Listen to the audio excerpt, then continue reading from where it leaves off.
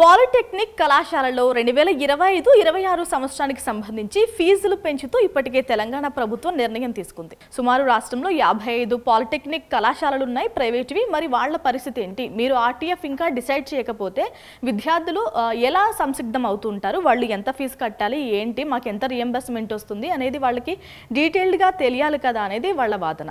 రాష్ట్రంలో చూస్తే మొత్తం ప్రైవేట్ కళాశాలలు పాలిటెక్నిక్వి 55 ఉన్నాయి. దాంట్లో 30,000 వరకు స్టూడెంట్స్ చదువుకుంటూ ఉంటారు.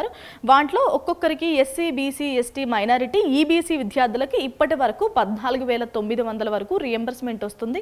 ఆర్టీఎఫ్ ఇంకా డిసైడ్ చేయలేదు, బట్ ఫీజులు అయితే పెంచుకోండి అని ప్రభుత్వం చెప్పింది. మరి ఎంత ఆర్టీఎఫ్ రావచ్చు?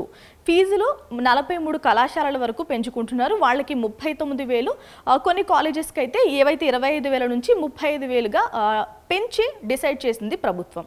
అసలు ఇదంతా ఎందుకు జరిగింది? గతంలో కూడా చాలామంది కోర్టుకు వెళ్ళారు. ప్రైవేట్ కాలేజీల వాళ్ళు మాకు ఫీజులు పెంచండి, సరిపోవట్లేదు అంటూ హైకోర్టుకు వెళ్ళడంతో హైకోర్టు వాళ్ళకి ఏం చెప్పిందంటే 40,000 వరకు మీరు ఫీజు పెంచుకోవచ్చు అంటూ వెర్డిక్ట్ ఇవ్వడం వల్ల ప్రైవేట్ కళాశాలలు ప్రభుత్వాన్ని డిమాండ్ చేయడం, ప్రభుత్వం కూడా సానుకూలంగా స్పందించడం, ఫీజులు పెంచుకోండి అంటూ నిర్ణయం ఇచ్చింది. బట్ ఇక్కడ మైనస్ ఏంటంటే ఇప్పటికే కాలేజెస్ స్టూడెంట్స్ నుంచి పెంచిన ఫీజులు అయితే తీసుకున్నాయి. బట్ ప్రభుత్వం మాత్రం ఇంకా ఆర్టీఎఫ్ని డిసైడ్ చేయకపోవడం, రియంబర్స్మెంట్ ఇవ్వకపోవడంతో ఇప్పుడు ఈ అకాడమిక్ ఇయర్ కూడా అలాగే ఉంటుందా అంటూ వాళ్ళు భయపడుతున్నారు. ఎస్సీ, ఎస్టీ, మైనారిటీ స్టూడెంట్స్కి అయితే ఫీజు రియంబర్స్మెంట్ వాళ్ళకు ఏ ర్యాంక్ వచ్చినా కూడా అమలవుతుంది. కానీ ఈబీసీ, బీసీ స్టూడెంట్స్ కానీ ఫీజు రియంబర్స్మెంట్ రావాలంటే ఈ సెట్లో మంచి ర్యాంక్ వచ్చి ఉండాలి. యాజ్ యూజువల్ ఎంసెట్లో కూడా ఇదే ప్రాతిపదికన వాళ్ళకి రియంబర్స్మెంట్ ఇస్తూ ఉంటుంది ప్రభుత్వం. ఇప్పుడు సంక్షేమ సంఘాలు ఏం డిమాండ్ చేస్తున్నాయంటే ఎలా అయితే బీసీ, ఈబీసీ వాళ్ళకి కేవలం ఫీజు రియంబర్స్మెంట్ ఇస్తూ ఉంటారు, వాళ్ళకి